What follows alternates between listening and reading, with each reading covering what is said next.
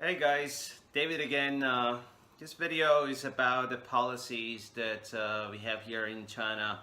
I've been living in Shanghai for a while, and I've been through many different new rules and updates for teachers that China requires when they want to hire. The biggest challenge was not finding a job actually here. Finding a job here is probably the easiest thing because there's a huge demand obviously for teachers.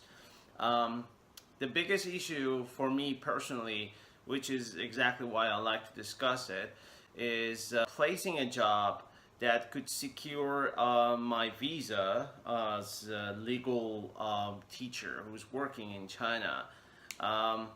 So the whole process of giving away visas for teachers here, especially English teachers, in my case ESL, was not about like how qualified you are, because I went through many different interviews while I was in Shanghai, and most of these companies, including like Disney or Web or some other companies that I had some interviews with, they were okay with my qualification actually. The biggest challenge was where are you from? So in my opinion, I think we all agree in order to be a good teacher, like exactly the same mission that Teach Now I think is following. It doesn't matter if you're American, British, or even from not a native speaker country, which is in my case, like English is my second language.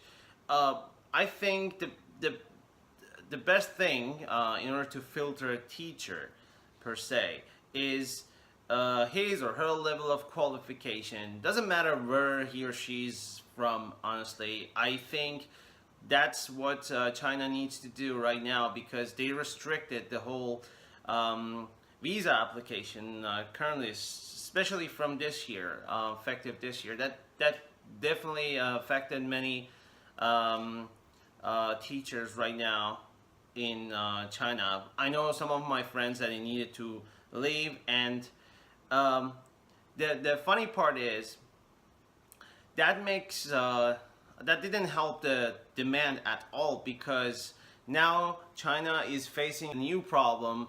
There are many unqualified teachers. They're coming here just because they want to be a teacher, and they're on a break from their career.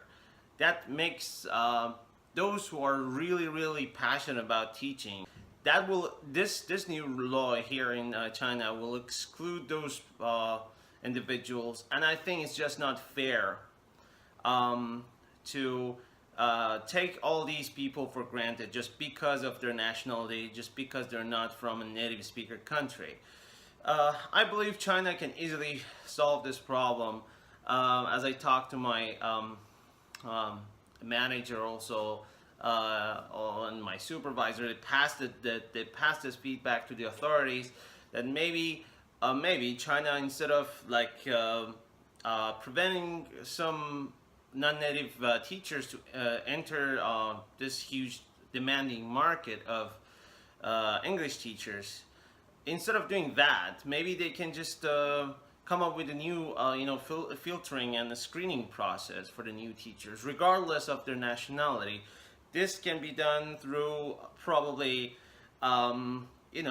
entrance exam or some training course that is supported by an educated board of teachers here in China, as opposed to what they're doing right now, which is basically checking your passport and where you're from.